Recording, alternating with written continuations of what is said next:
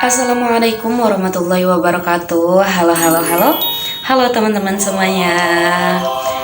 Bertemu lagi dengan saya Desi Dahliani dengan NIM 2313140078 dari jurusan Bimbingan dan Konseling Islam, Fakultas Dakwah, Universitas Islam Negeri Sultan Maulana Hasanuddin Banten.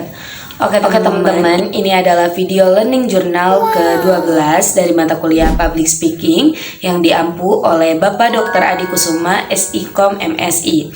Nah, pada kesempatan kali ini saya akan membahas materi tentang perbedaan dan persamaan ceramah dan motivasi serta praktik menyusun pesan, bahasa motivasi dan juga persuasi.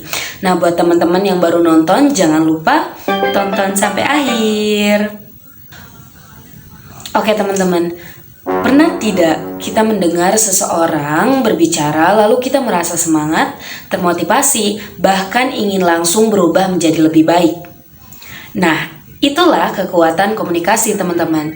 Dalam kehidupan sehari-hari, komunikasi bukan hanya soal berbicara, tetapi bagaimana pesan yang kita sampaikan bisa mempengaruhi pikiran, sikap, dan juga tindakan orang lain. Nah, pertama, kita akan membahas tentang perbedaan dan persamaan antara ceramah dan motivasi. Oke, teman-teman. Jadi, ceramah dan motivasi sebenarnya memiliki beberapa persamaan.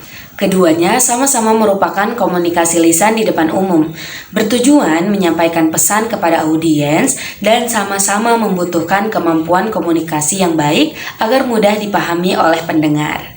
Namun, keduanya juga memiliki perbedaan yang cukup luas, teman-teman. Motivasi lebih berfokus pada memberikan semangat dan mendorong agar seseorang mau berubah menjadi lebih baik. Sedangkan ceramah lebih menekankan pada penyampaian informasi, pengetahuan, dan juga nasihat. Nah, selain itu, penyampaian motivasi biasanya lebih energik, penuh emosi dan persuasif. Sedangkan ceramah cenderung lebih formal dan terstruktur. Tujuan akhirnya juga berbeda, teman-teman. Motivasi mengajak audiens melakukan tindakan nyata, sementara ceramah lebih bertujuan agar audiens memahami isi materi yang disampaikan. Selanjutnya, kita akan masuk ke pembahasan tentang praktik menyusun pesan. Nah, dalam komunikasi, pesan yang baik tidak muncul begitu saja, teman-teman. Pesan harus direncanakan dan disusun dengan baik agar mudah dipahami dan tidak menimbulkan kesalahpahaman. Nah, ada 3 langkah penting dalam menyusun pesan, teman-teman. Yang pertama yaitu perencanaan pesan. Nah, di tahap ini kita menentukan nih tujuan komunikasi, memahami siapa audiens kita, dan memilih ide yang tepat. Nah, yang kedua yaitu penyusunan pesan. Jadi, pesan harus disusun secara runtut dan logis, teman-teman. Mulai dari ide pokok, poin pendukung, hingga bukti pendukung agar audiens ini lebih mudah memahami isi pembicaraan. Nah, yang ketiga adalah revisi pesan. Artinya, kita perlu memeriksa kembali nih bahasa, isi, maupun cara penyampaian pesan agar menjadi lebih jelas, menarik, dan efektif. Nah, dalam praktik penyusunan bahasa, terdapat beberapa teknik yang dapat digunakan agar pidato atau pesan menjadi lebih menarik.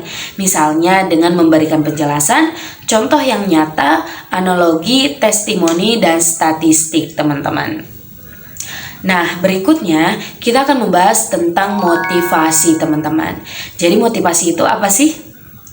Oke, motivasi adalah dorongan dalam diri seseorang untuk mencapai tujuan dan keberhasilan dalam hidup. Nah, menurut Hasibuan terdapat 2 jenis motivasi, teman-teman, yaitu motivasi positif dan juga motivasi negatif. Nah, motivasi positif dilakukan dengan memberikan penghargaan atau hadiah kepada seseorang yang berprestasi. Sedangkan motivasi negatif dilakukan dengan memberikan hukuman nih agar seseorang memperbaiki kesalahannya. Tetapi, dalam jangka waktu panjang, motivasi positif dianggap lebih efektif karena mampu membangun semangat dari dalam diri seseorang, bukan karena rasa takut.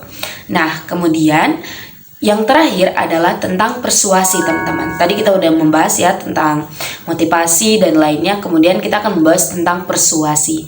Jadi komunikasi persuasi ini adalah seni mempengaruhi orang lain agar mengubah sikap, pandangan, dan perilakunya.